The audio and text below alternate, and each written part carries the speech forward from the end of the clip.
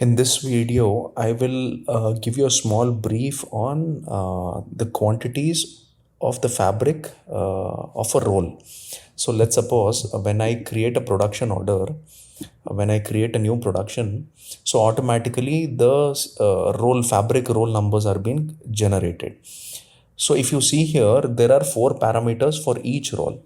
First one is the production. So first, when we create a barcode for a roll, there is no information which is fed onto it.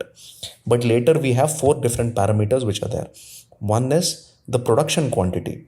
So let's suppose a roll is being made and then the production guy has written something on this roll saying that let's suppose this roll is 100 meters. So the first quantity what we enter onto the roll is the production quantity.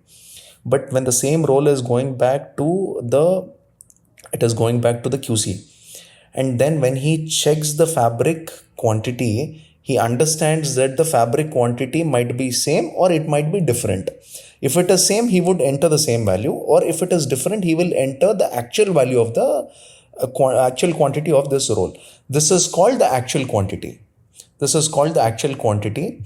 First one is the production quantity, and just a second, let me just put it here. So first one is the production quantity, where it is there from whatever is displayed on the machine, we write it, but the actual quantity will be entered in the QC. So second one is the actual quantity. Next, let's suppose the roll is good. There are no defects and it is as per the standards, industry standards or the buyer's requirement. We approve the entire roll.